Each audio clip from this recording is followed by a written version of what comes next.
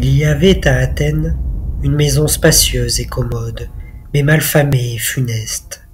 Pendant le silence de la nuit, on entendait un bruit de ferraille, et si l'on prêtait l'oreille, un fracas de chaînes résonnait, assez loin d'abord, puis tout près.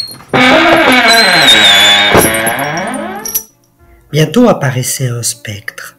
C'était un vieillard, accablé de maigreur et de misère, avec une longue barbe et des cheveux hirsutes. Il avait aux pieds des entraves et aux mains des chaînes qu'il secouait. De là pour les habitants des nuits affreuses et sinistres, qu'il passait à veiller dans la terreur. Ses veilles amenaient la maladie, et l'épouvante croissant toujours, la mort. Car même pendant le jour, quoique le fantôme eût disparu, son souvenir restait devant les yeux, et la peur durait plus que la cause de la peur. Aussi la maison, abandonnée et condamnée à la solitude, fut-elle laissée tout entière au spectre. On y avait pourtant mis une pancarte, dans l'espoir que quelqu'un, dans l'ignorance d'un si grand fléau, voudrait l'acheter ou la louer. Le philosophe Athénodore vient à Athènes, lit l'écriteau, connaît le prix et la modicité lui inspire des soupçons. Il s'informe, apprend tout et ne se décide que mieux à la louer. Aux approches du soir, il se fait dresser un lit de travail dans la première pièce de la maison, demande ses tablettes, son stylet, de la lumière. Il renvoie tous ses gens dans les pièces du fond.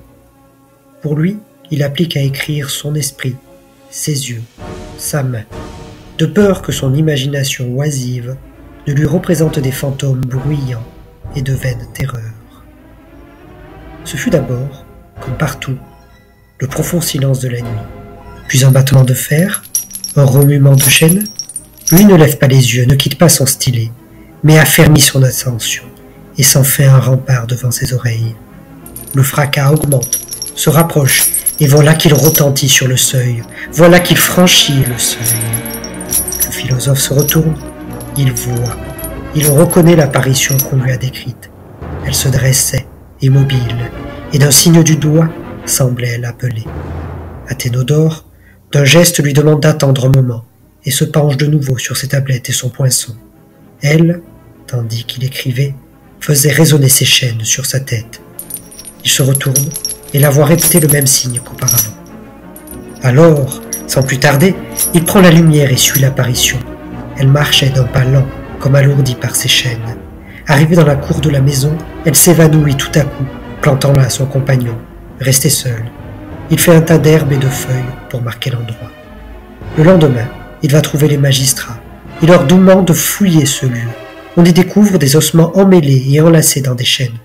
Le corps, réduit en poussière par le temps et par la terre, les avait laissés nus et usés par les chaînes. On les recueille et on les ensevelit publiquement. Dès que ces mânes eurent été ensevelis selon les rites, la maison fut délivrée.